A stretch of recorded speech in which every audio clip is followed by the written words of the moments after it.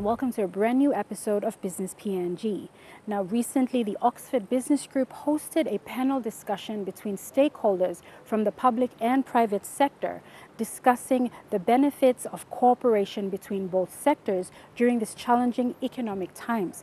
Businesses have always stated that a public-private partnership is vital, even if the government only gives 20%.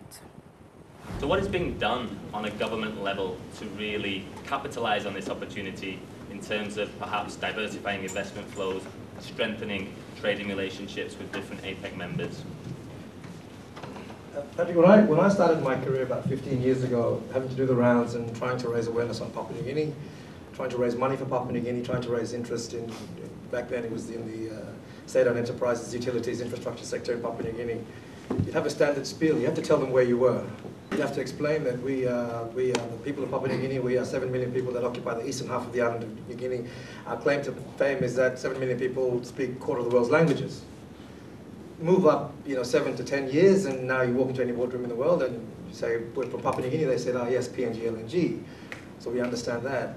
I'm thinking after APEC, then people will certainly know a little bit more about where we are, who we are, what our claim to fame is, the wonderful resources that we have, but also some of the other softer industries, which, the aim of life for Papua New Guinea, policy essentially to take the benefits that you can generate from your resources sector and put them into areas in which our people are more engaged, tourism, agriculture, forestry, and the like. So I think, Clarence and some of his team at the Investment Promotion Authority, and certainly our government officials when we are doing the rounds at the World, be it at the World Bank, with the ADB, all of these international forums that we do attend, it is very much preparation for being able to host.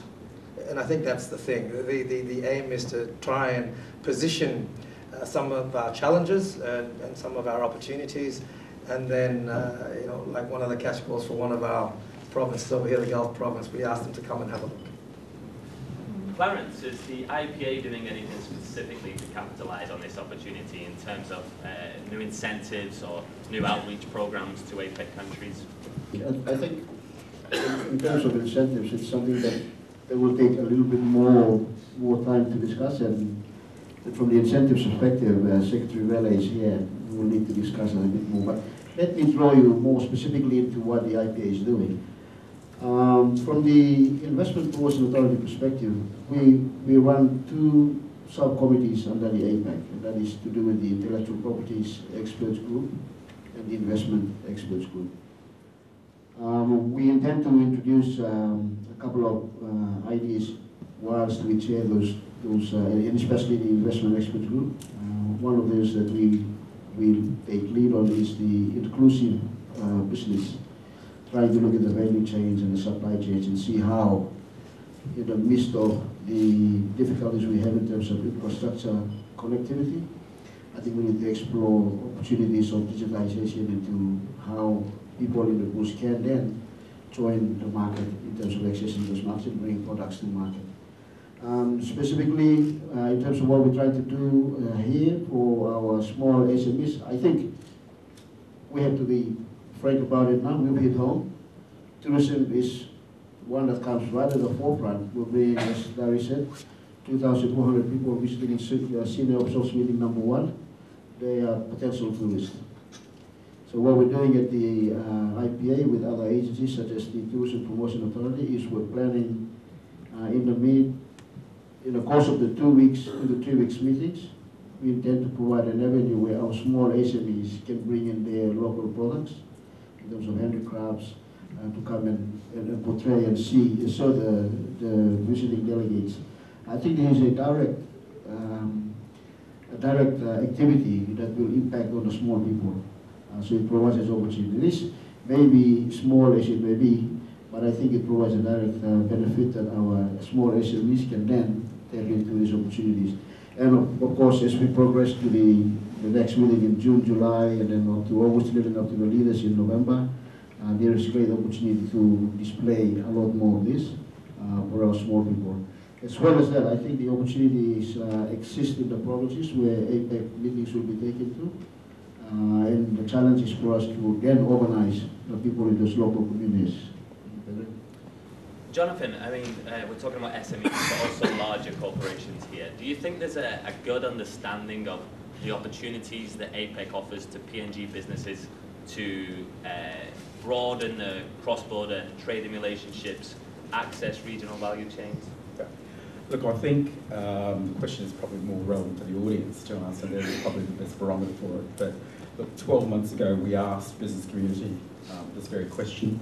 And I think the response was overwhelmingly 33% of businesses thought there would be some benefit in it.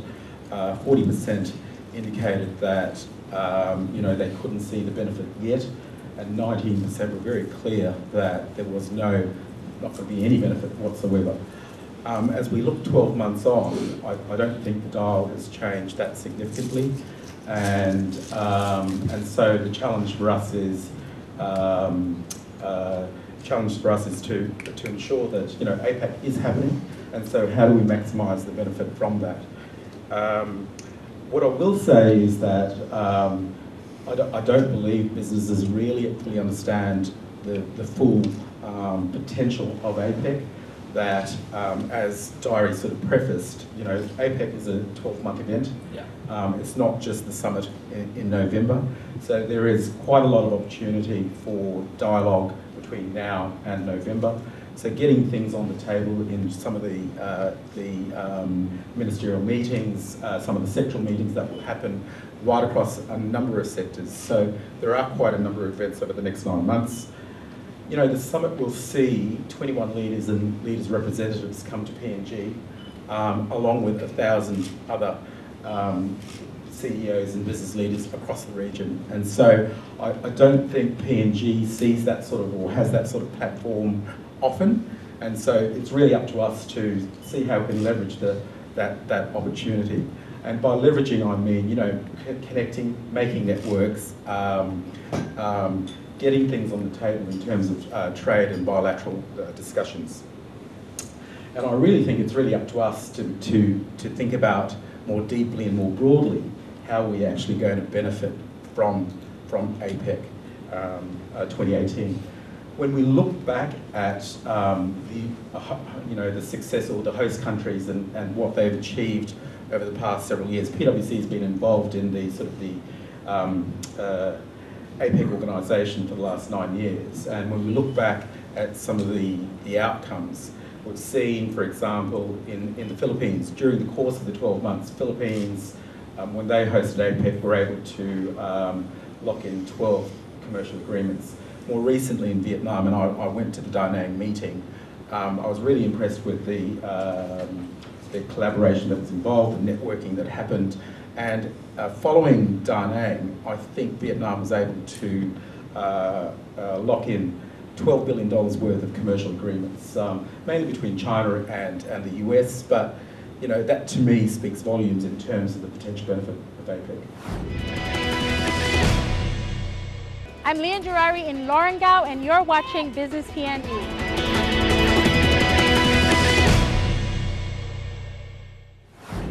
Ilan, I'd like to ask you a question around agribusiness. I mean, we mentioned it before, it's a big target industry in terms of self-sufficiency and diversification. What indirect and direct benefits does APEC hosting offer to an agribusiness? And more broadly, do you feel like agriculture is well represented on the APEC agenda this year?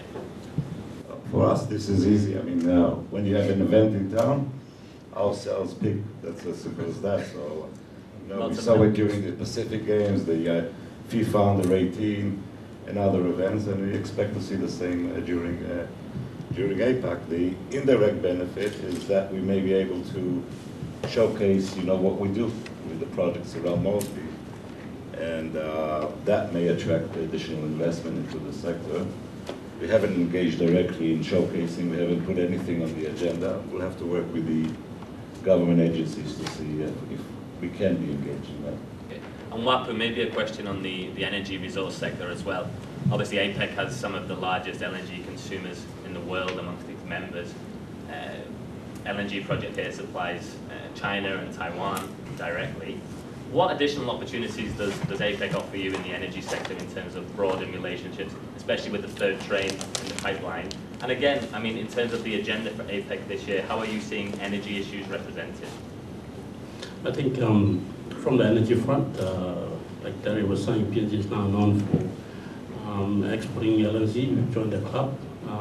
It's only 2 trains, but it's also known for having a stable fiscal system, stable government, and delivering low-cost LNG into the market. We are very competitive at the moment now. And you look at the demand is really from our region, which is the APEC countries. Japan is still stable. China will grow and will demand 38 million tonne per annum in the next 10 years. So the biggest growth is in China. India is not in APEC, but they are also close. It's another growth center there. Taiwan is another growth area. The government's policy is to stay away from coal. Same in China at the moment. So this is a huge demand, and there's also emerging demand from, Pakistan, Bangladesh, the Vietnam, Thailand, all the countries that never used to import LNG are now beginning to import LNG. So there's also a growth in the demand. And you look at the suppliers in our region, US, Canada, supplying LNG in the market, Russia supplying, Australia is the biggest supplier, will be soon. But the resource base and the potential for exploration and discovery of more resource, I think PNG is really at the very early stages. It's underexplored, hasn't fully explored the resource base, and the huge potential is in offshore Gulf region, Western Province. There's a lot more areas to discover, and the next 2 trains, maybe 3 trains, depending on how Total and Exxon utilize or plan to come up with a development plan, utilizing the Cantaloupe and Pinyan gas fields, the two big gas fields that's there. We'll hear about the entry into FEED very soon, sometimes this year. I'll leave it to the operators to do it, but there's a lot of demand from China. Ian, if I could come to you, I'd like to talk a bit more about some of the challenges that the country's facing. We mentioned it earlier, the national debt, the Forex situation. What impact is this having on the investment climate here for domestic investors and international investors? The partnerships are available. What investors would be looking at, and you mentioned in light of some of the short-term pains that we're facing at the moment, the Forex is, if we come in and we put millions or billions into PNG, can we take it out? So those are some of the the immediate pain spots that that will come to mind. So again, it depends on what they're looking for and what their risk appetite is for PNG. On the local front, the business houses in country are feeling the pinch, and I think everyone here in this room who are employing a large cadre of workforce will see it. I see it in my day-to-day hat. I see the unemployment numbers rising. I see businesses reviewing their models, the way they conduct themselves, and changing the way they do business, basically to survive. So at this point in time, it's survival mode. But let me say that one thing about private sector in PNG, it is resilient and it is strong. I look around and I see, for example, the Sector 21s, Mr. Brian Hull here. I see PNG here. Brian, you're still involved in real estate. You haven't closed shop. PNG is still uplifting passengers, from Port Moresby to Lae up to Penang. They haven't closed shop. A lot of other businesses here in PNG haven't closed shop. BSP, for example, I look across there in the room and they've gone the other way. They've actually grown and expanded. So the point about business in country is, whilst we are going through a painful period, albeit short term, they are still resilient and have faith in the country. No one that I've seen has actually shut down. They've had to change the way they do business.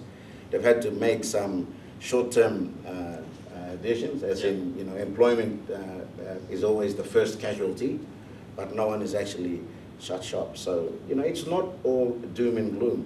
And I think it was encouraging to hear the Prime Minister's comment this morning through diary that, you know, they'll exercise fiscal responsibility. I think we need to do that. I think we need to cap, you know, our borrowing so that we basically live within means.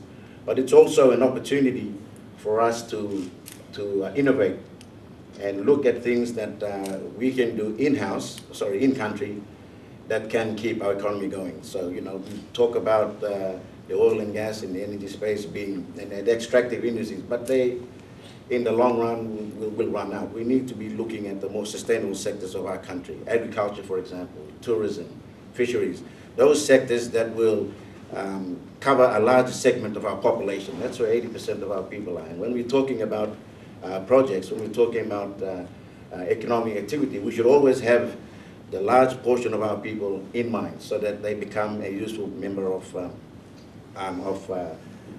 the economy.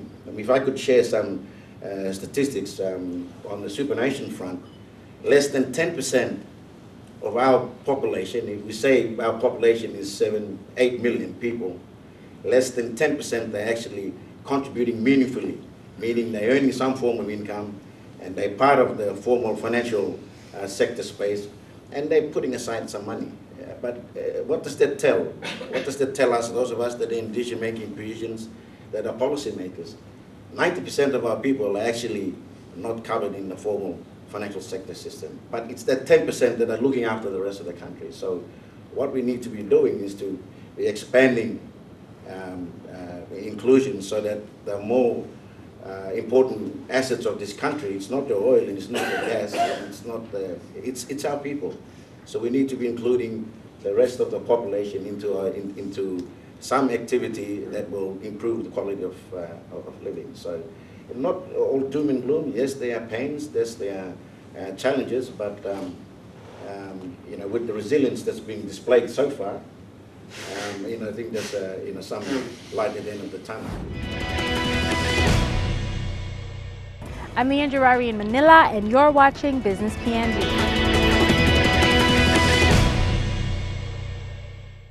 I mean, you speak to international investors all the time. What are perhaps the three things that they would like to see change in the regulatory or policy framework that could really unlock investment in the short term? Look, I think sort of Ian's probably answered that, but look, investors are looking for certainty around the regulatory environment, and you know, what they want assurance on is their investment going to be safe when they do invest here? Are they able to be able to repatriate capital when they need to? Are they going to be able to repatriate profits and royalties when they need to? Is there fair and transparent legislation and regulatory framework for operating their businesses?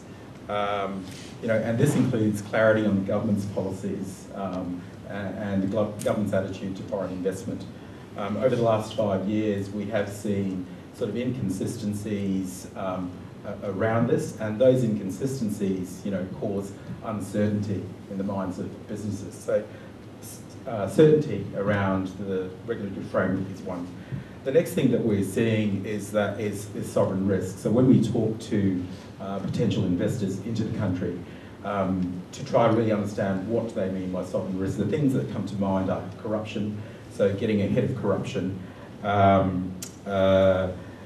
security and safety of doing business, and the ease of doing business. I think that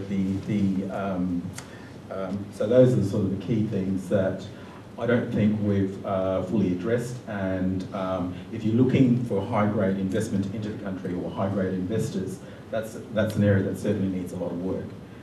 And the final factor is around, do we have the enabling infrastructure and supporting environment to support the business once they get here? So I think those are probably the three things that come to mind. I think it's interesting and quite a positive what Clarence shared to us this morning in terms of the number of interests that we are seeing continue despite the current economic situation. The challenge, of course, is that converting that interest to actual investment, and I think many investors still have quite a high threshold to overcome before they actually put their money where they're, into PNG. How do you assess the political will with the administration now to tackle these issues? And do you think there were some fair points here made by Jonathan? Very, very fair points by Jonathan and by Ian. And issues such as corruption, our law and order, these are generational issues that we need to overcome.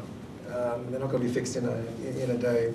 One of the benefits of having something like an APEC is that our leaders, our decision makers, get to understand and get to hear from the investment community exactly their expectations. So that it's not an internally driven thing, but people are saying, well, we can't invest in your country unless we have this level of security so that we can, there is a free and secure flow of persons as well as of goods and services. That, for American companies, because of our foreign corrupt practices, legislation issues, we need there to be this level of perception around the way that officials or business entities conduct themselves in the relationships between government and business. In a small market, these things can be great. And like I said, as an official that sometimes argues the case around decision makers, it's so much easier if someone else comes and says, well, I'm the guy with the money and I'm not doing it unless you have this level of certainty. I think in relation to certainty of policy and regulatory framework, it's a positive place that we're at. We're trying to contain enthusiasm. When we were doing the PNG LNG project, for example, we promoted a lot of inclusion and a lot of participation and contributions from the landowner community. 3 years later, the landowners want to own everything. I declare my interest, I'm a landowner from just down the road there too. So we're trying to say, yes, there's got to be that right balance between landowners participating and contributing, as well as the project proponents earning their fair share of return, and of course, Wapu and Cool Petroleum being able to contribute and to receive their benefits for the benefit of the rest of Papua New Guinea. And then you look at countries, like we were talking earlier on about the Football World Cup, the next one being held in Russia, and then after that we're in Qatar. I mean, Qatar is a country of landowners. So it's not such a bad thing that people are questioning the status quo, looking at different business models, as Ian is saying, and saying, well, where do we fit in all of this? I think our role as policymakers is to come back to that basic fundamental relationship of government being able to retain its pound of flesh and the project proponent being able to retain an appropriate rate of return. What we have to be careful of in terms of the investment community is the right kind of partners. When you're a small country and you don't have access to the relevant information so that you can make clear and positive decisions, you end up with partners who try to take everything. Some of the projects that we've had, they pay no taxes, we don't have any equity, why are they here, in a sense? And so we have to be careful about that. Opportunities like APEC presents is you get blue chip companies, you get industry leaders, captains of serious global industry come to town, and we get to understand exactly how to deal and how to attract that kind of investor and use their regulatory responsibilities to ensure that they get an appropriate rate of return and we get to keep our pound of flesh through taxation. And that's all we have for this episode of Business PNG. For more information, if you'd simply like to view this episode again, visit EMTV online at the URL at the bottom of your screen. Or to simply join the conversation, like our page on Facebook or follow us on the Twitter handle at Business PNG. Until next week, have a pleasant evening. I'm Leanne Gerari and this was Business PNG.